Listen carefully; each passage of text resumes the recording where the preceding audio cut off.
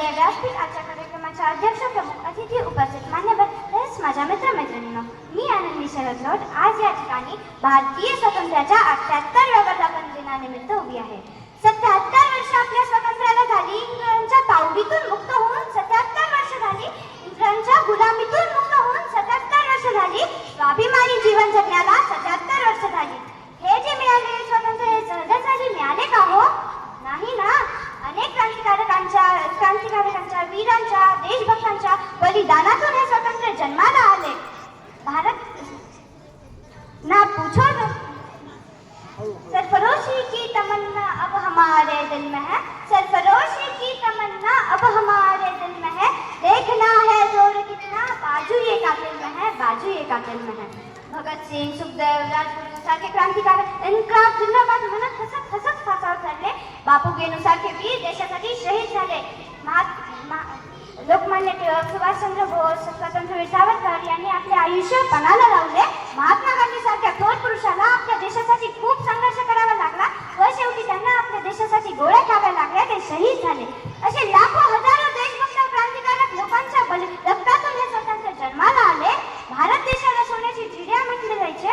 जहाँ डाल डाल पर सोने की चिड़िया करती है बसेरा. जहाँ डाल डाल पर सोने की चिड़िया करती है बसेरा. ओ भारत देश है मेरा, ओ भारत देश है मेरा. अशा सुजलाम सुफलाम देशाला स्वातंत्र्य लागून 77 वर्ष झाली. भारतात काय नाही. भारत हा नैसर्गिक साधन संपत्तीने श्रीमंत असा देश आहे. देशाच्या रक्षणासाठी हिमालयासारखा पर्वत उभा आहे. गंगा, यमुना, ब्रह्मपुत्रा, गोदावरी सारख्या नद्यांनी देशाला सुजलाम सुफलाम केले आहे.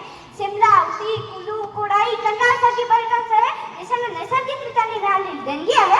विविध प्रकारच्या उद्योग धंद्यासाठी आपला देश पोषक आहे. देशाला भरभरून असा तिन्ही बाजूंनी सागरी किनारा लावला आहे. भारतातील खेडी ही स्वयंपूर्ण होती. गावामध्येच मोठ्या प्रमाणात रोजगार उपलब्ध होत असे. या 77 वर्षात देश अनेक दृष्टीने संपन्न झाला. त्यात उद्योग क्रांती झाली, कृषी क्रांती झाली, संगणक क्रांती झाली. नवनवीन तंत्रज्ञानाचा देशात वापर करून देशाचा विकास साधता येऊ लागला. देश कृषी क्रांतीतून अन्नधान्यात स्वयंपूर्ण झाला. देशाची संरक्षण यंत्रणा भक्कम झाली. आज पृथ्वी, अग्नी सारखे मिसाईल देशाच्या रक्षणासाठी सज्ज आहेत.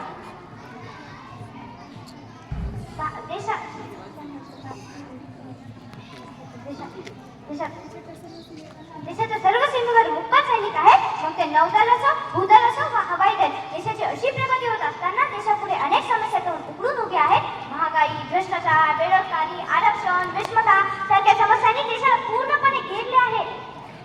देशाचा आज आपण शहरात गेलो तर आपल्याला प्रश्न पडेल की रस्त्यात खड्डा आहे की खड्ड्यात रस्ता आहे. कळायलाच मार्ग नाही. शहरात धूळ आहे की धुळीचे शहर आहे. कळायलाच मार्ग नाही. रोजगाराचा देश की बेरोजगाराचा देश. कळायलाच मार्ग नाही. आज आपण कोणत्याही ऑफिसला गेलो तर चिरमिरी दिल्याशिवाय काही पुढे सरकतच नाही. भ्रष्टाचाराने देशाला पूर्णपणे कोपरून टाकले आहे. नुकत्याच डिग्र्यांचा महापूर आला आहे पण जॉबच कुठे नाही. सेवक पदासाठी पीएचडी वाले अर्ज भरतात. काय चाललंय हे? देशात आर्थिक असमानता वाढत आहे. इसवी सन 2000 पर्यंत देशाच्या 73 कोटी श्रीमंतांच्या यादीत एकही भारतीय नव्हता. आता 200 भारतीयांकडे लाखो अब्ज रुपये आहेत. नुकत्याच अंबानीकडे 116 अब्ज डॉलर एवढी संपत्ती आहे. भारतातील 1% लोकांकडे भारतातील 60% संपत्ती आहे. एकीकडे श्रीमंतच होत आहेत तर कधी गरीबच राहत आहे. एकीकडे एका लग्नासाठी 5000 कोटी रुपये खर्च होतात तर एका बाजूला 5000 रुपयांसाठी शेतकरी आत्महत्या करत आहेत. रोज शेतकऱ्यांच्या आत्महत्या होत आहेत. देशाच्या सीमेवरील जवान दहशतवाद्यांकडून मारले जात आहेत. आरक्षणाच्या प्रश्नावर देशाचा बांगलादेश होण्याची वेळ आली आहे. अशा एक नव्हे तर अनेक समस्या देशापुढे उभ्या आहेत. मग आपल्याला प्रश्न पडला पाहिजे की यासाठी केला होता का 28 स्वातंत्र्याचा? क्रांतिकारकांनी यासाठी लढा दिला होता का?